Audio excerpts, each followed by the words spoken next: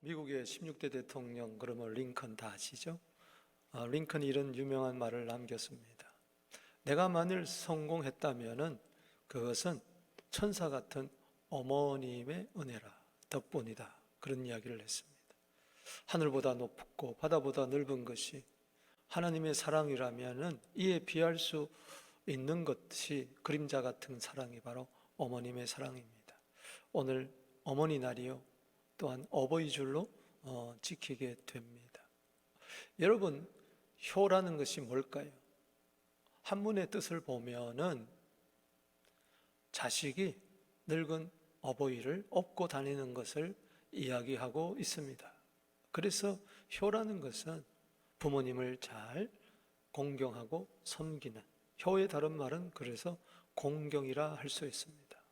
공경이라는 것은 공손히 섬긴다는 뜻이죠. 여러분, 효는 성경에서도 강조하고 있습니다.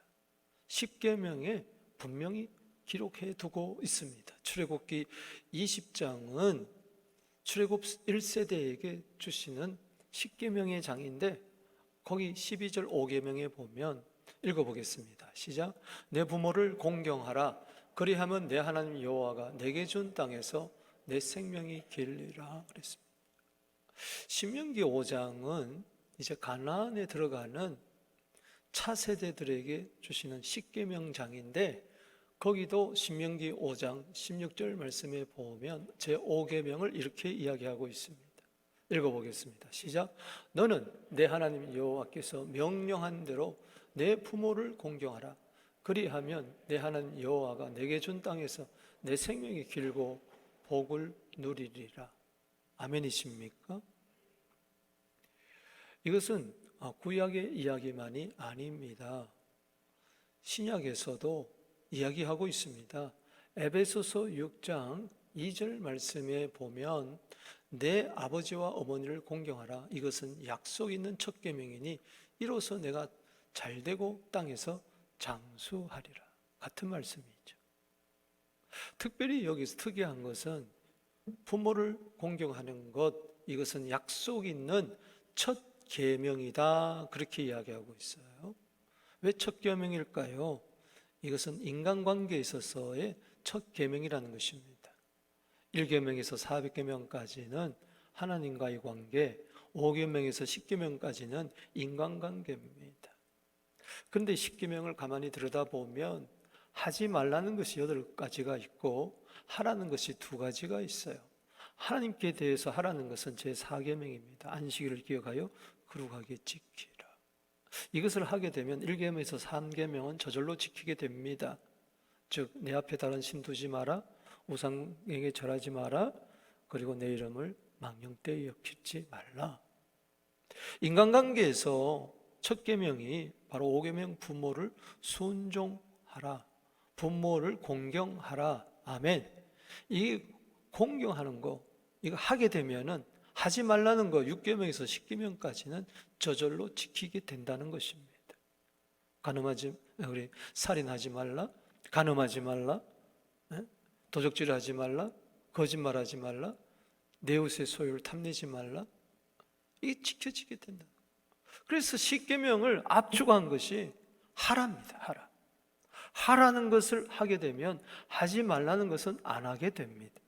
따라합시다. 하라는 것을 하게 되면 하지 말라는 것은 안 하게 된다. 청개구리가 아니라는 거죠. 그래서 이것을 압축한 것이 레위기 19장 3절입니다. 하라는 것, 10계명 중에 하라는 것 2가지를 이야기하고 있습니다. 부모를 경외하라, 안식일을 지키라. 오늘로 말하면 안식일의 주일이신 예수님 중심으로 주일을 기억하고 성수하라는 이야기죠. 여러분의 가정의 자녀들이 부모님과 더불어서 온 가정이 부모님께 순종하고 주일을 거룩하게 지키게 되기를 주 이름으로 축복합니다.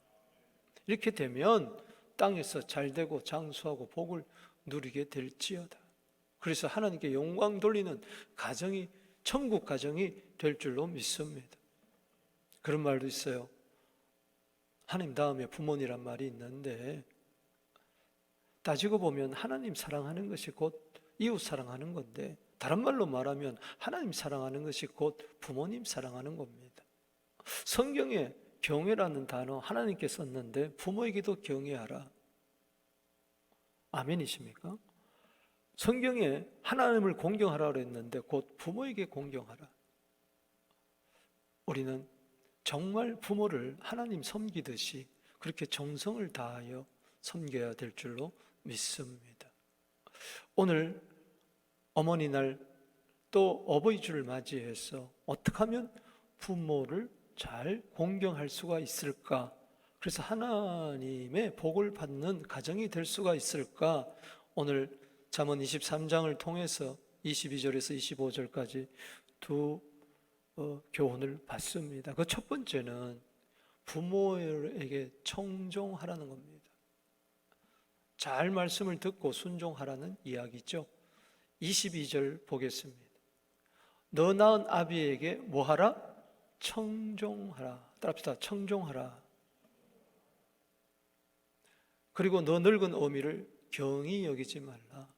청종의 반대는 부모의 말씀을 우습게 여기는 겁니다. 가볍게 여기는 겁니다. 무시하는 겁니다. 부모님이 뭘 아세요? 세대가 지금 바뀌어도 한참 바뀌었습니다. 왜 부모님은 맨날 옛날 이야기가 합니까? 하면서 부모를 안 듣는 거예요. 청종이라는 것은 청자는 들을 청입니다. 종자는 따를 종입니다. 즉 하나님의 말씀을 청종하듯이 부모의 말을 잘 청종해서 순종하라는 것입니다. 그러하기 위해서는 진리를 사되 팔지는 말며 지혜와 훈계와 명철도 그리하라. 방법을 이야기하고 있습니다. 진리 안에 지혜와 훈계와 명철, 부모에게 순종하는 모든 지혜, 훈계, 명철이 다 있습니다. 진리는 뭘까요? 여기서 23절 이야기하는 것은 바로 하나님의 말씀입니다. 진리는 하나밖에 없어요. 요한복음 17장 17절에 하나님의 아들이신 예수님이 중보기도하면서 이런 말씀을 하십니다. 따라합시다. 아버지의 말씀은 진리입니다. 어떻게 부모에게 공경하고 부모의 말씀에 청종할 수가 있느냐? 먼저 진리를 구하라.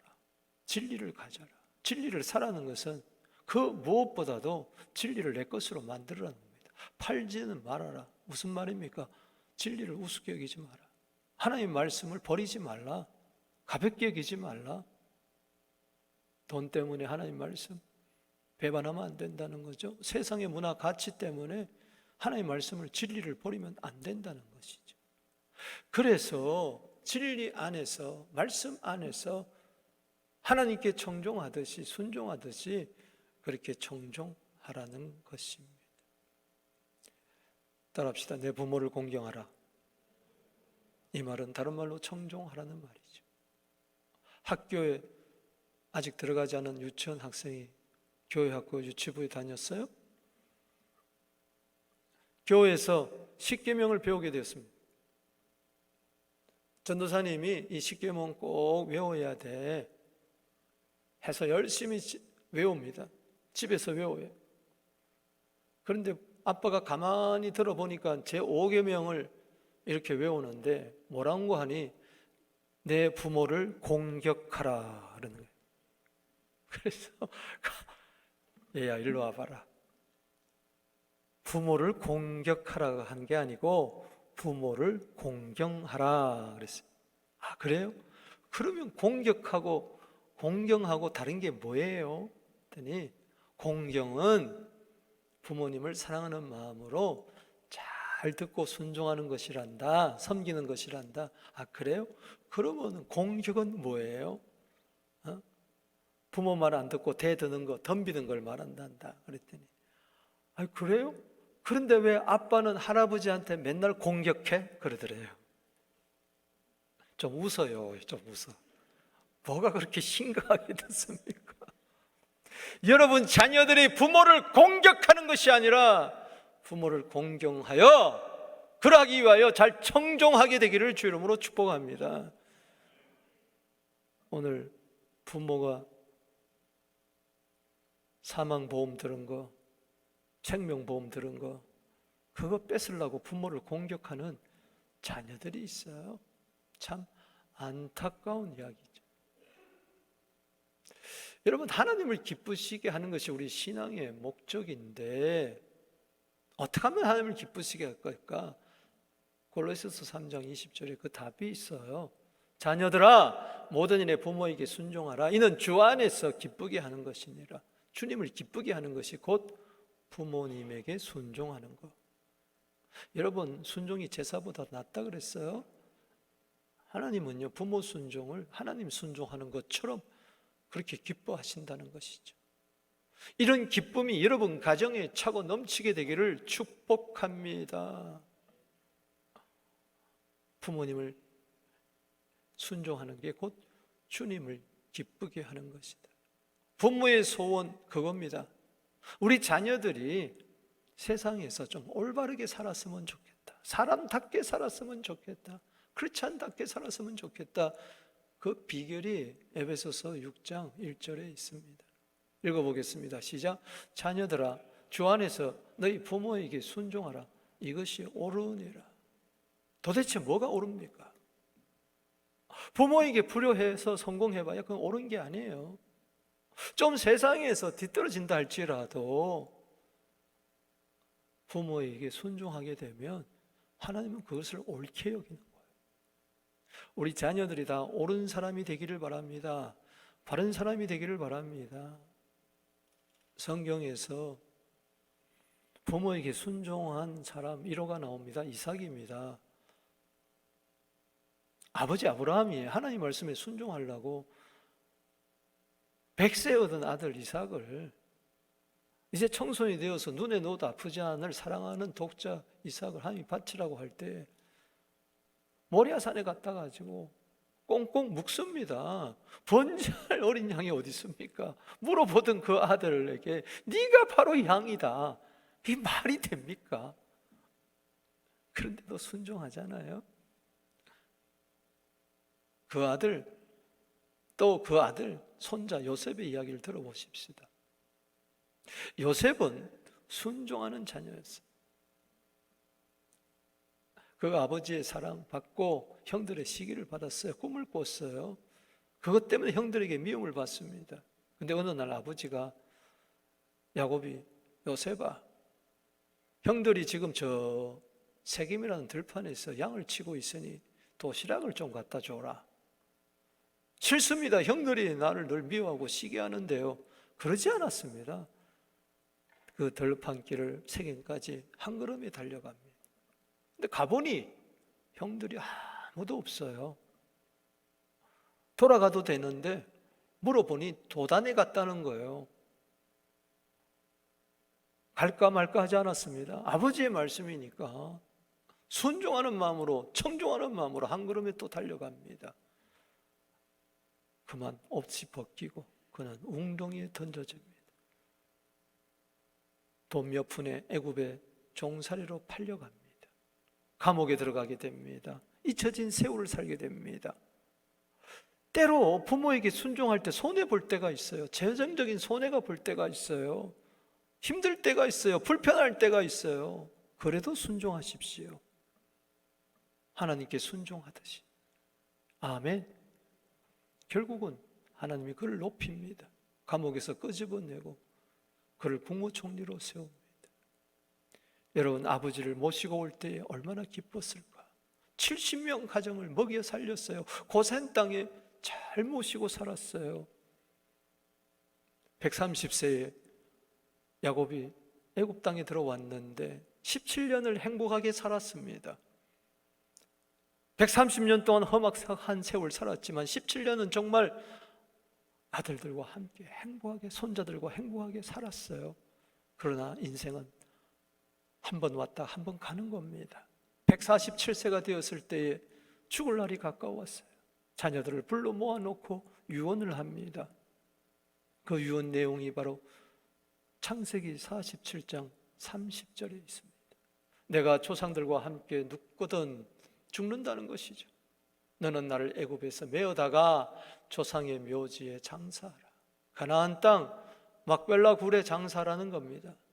그때 다른 아들은 가만히 있습니다. 그런데 유독 요셉은 말합니다. 내가 아버지의 말씀대로 행하리다. I will do as you have said.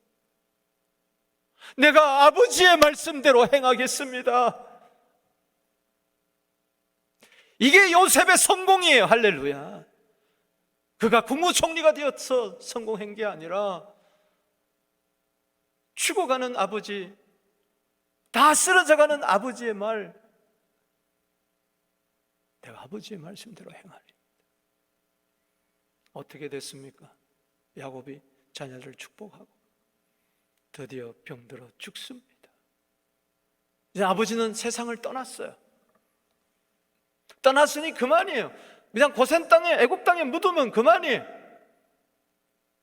그런데 돌아가신 아버님의 말을 할지라도 그는 순종합니다.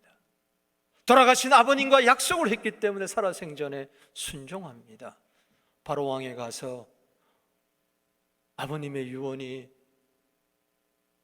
시신을 가나안 땅 해적성 그 막벨라 굴에 묻으라고 했으니 저를 보내주십시오. 왕이 허락을 합니다. 40일 동안 애곡하고 그리고 또 그걸 장례 행렬이 쫙 요단강을 건너 같이 간 쉬운 일이 아닙니다.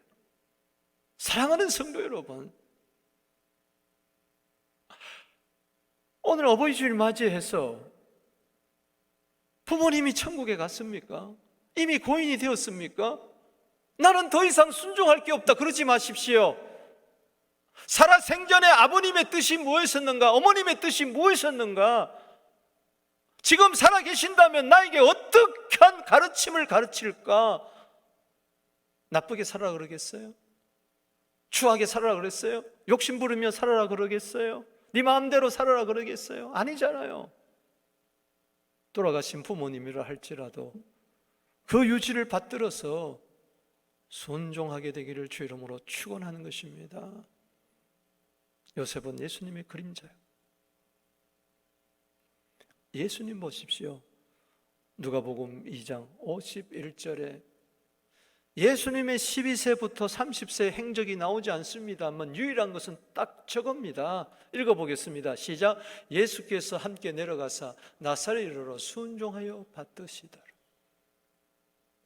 그리고 30세쯤 사역을 시작합니다. 보세요.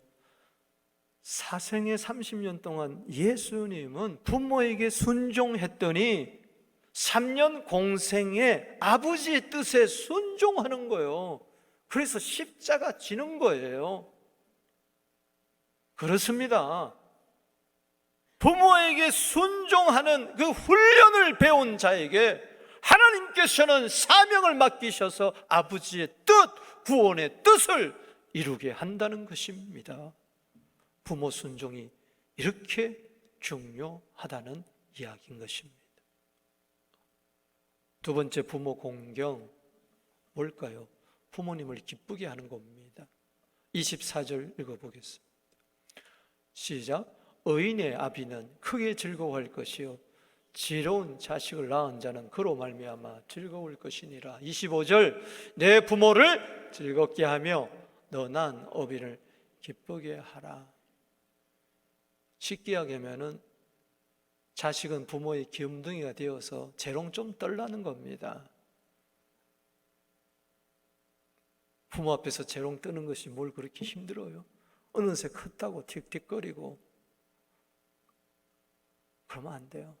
부모의 기쁨이 내 기쁨이 되어야 돼. 의인의 아비라고 그랬어요. 죄인의 아비는 슬퍼할 수밖에 없어요. 죄인의 아비는 괴로워할 수밖에 없어요. 죄인의 아비는 가슴에 못이 박힐 수밖에 없어요. 의인의 아비, 자식이 의인이 되어야 됩니다. 아멘. 자녀가 의인이 되어야 됩니다. 예수 믿어 의인이 되어야 됩니다. 아멘.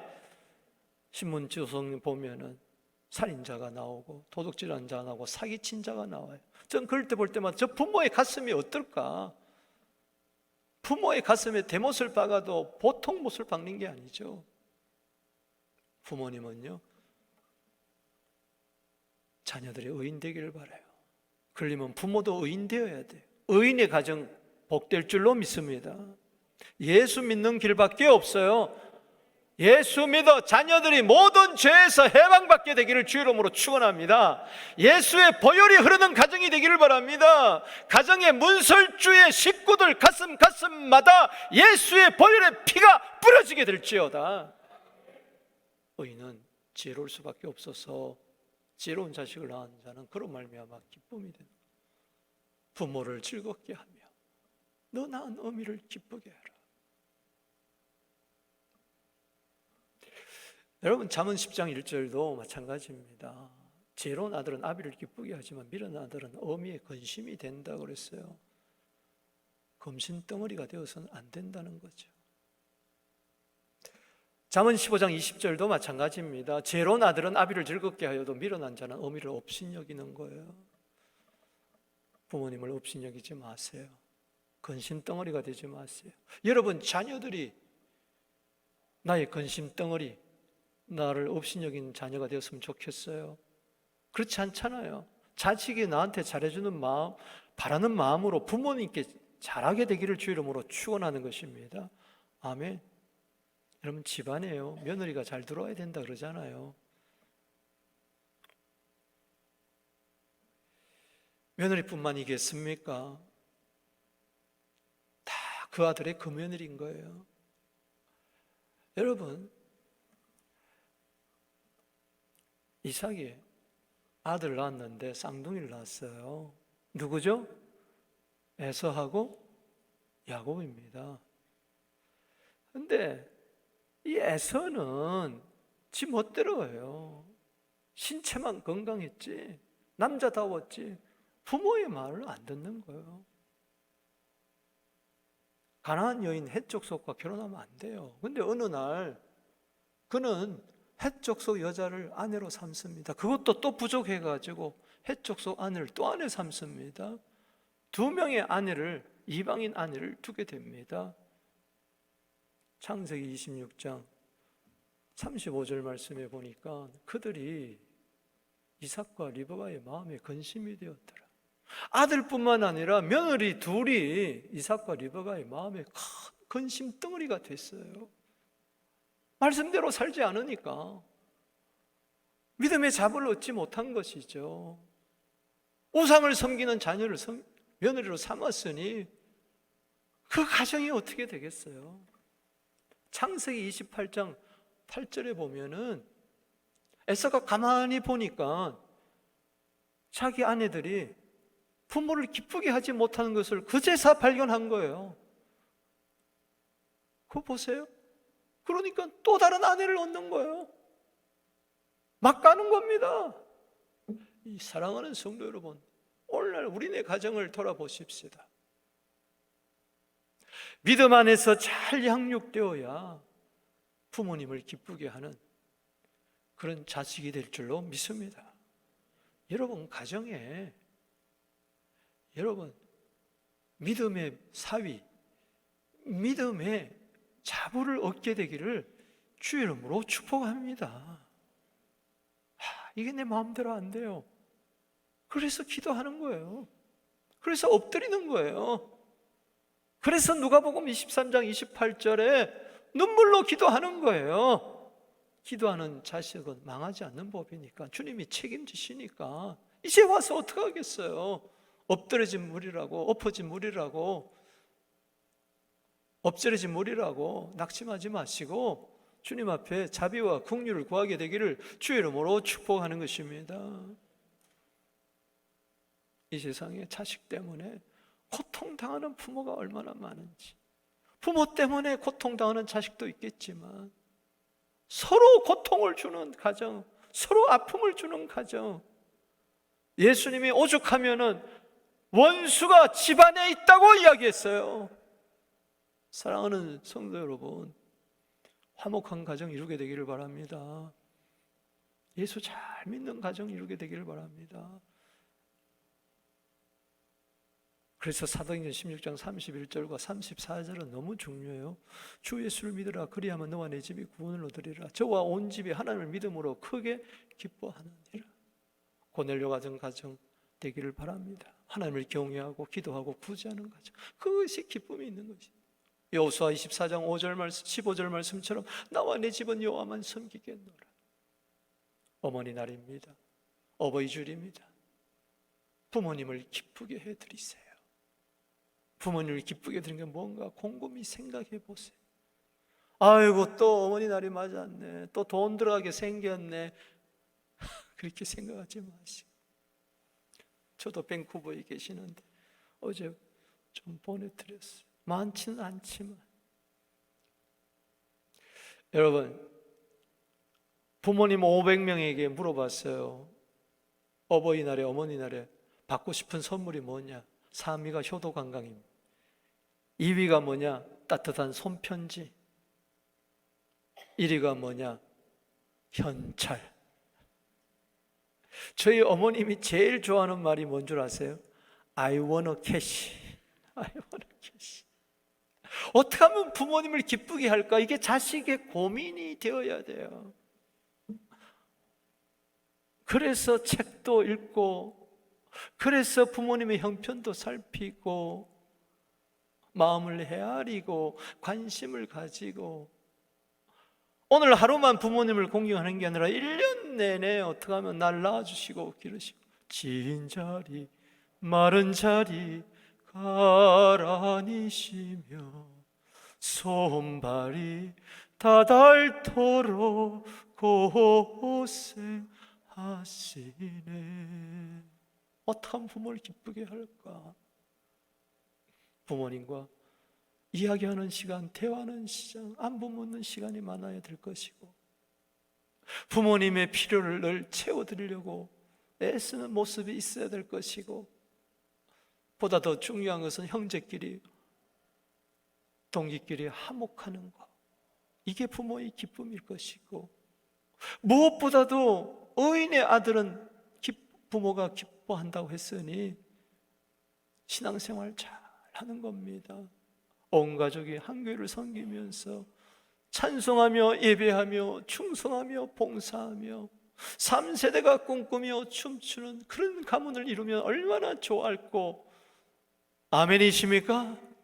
그런 가정 이루게 되기를 주의 이름으로 축복하는 것입니다. 그래서 요한 3서 1장 4절에 내가 내 자녀들이 진리 안에서 행한담을 듣는 것보다 더 기쁜 일이 없도다. 이것은 두 가지입니다. 마치 목회자가 믿음의 자녀들이, 성도들이 진리 안에서 행한다는 것을 듣을 때 더 기쁜 일이 없어. 밥을 안 먹어도 배부른 거.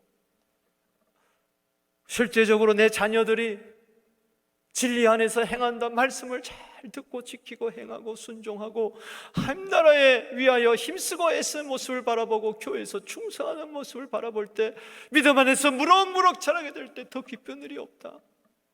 자녀들에게 너무 많은 거 기대하지 마세요.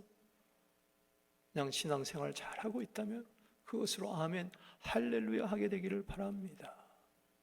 이상 고마운 게 어디 있어요?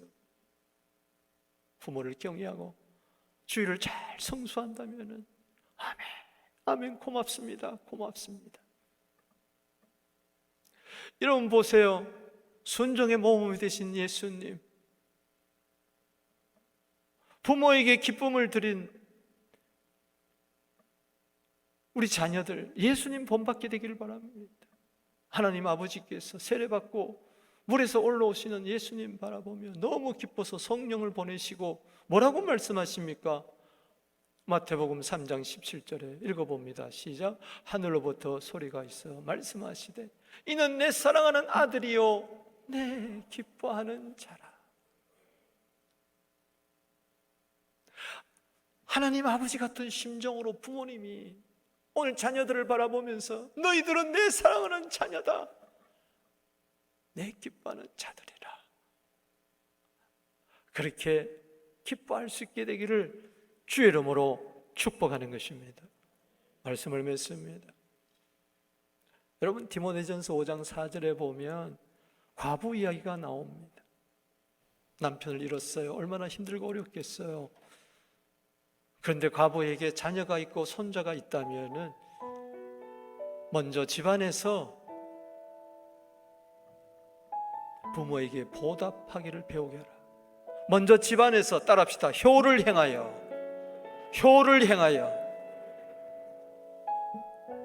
부모에게 보답하기를 배우게 하라.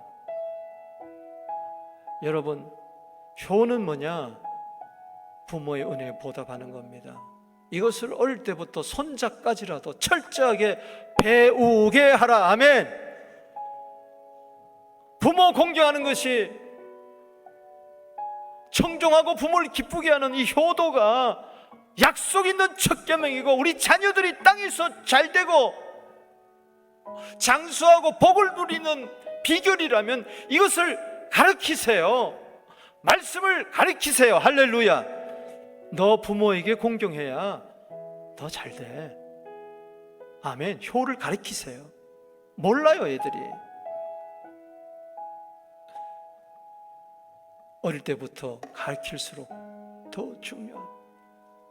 그래서 부모의 은혜, 보답하는 게 뭔가, 감사하는 마음, 물질적으로 감사하는 마음을 배우게 하세요. 꼭 어머니날 생일 되면, 아버지 생일 되면 꼭 손편지를 쓰게 해서 선물을 넣게 해서 배우게 하세요. 할렐루야.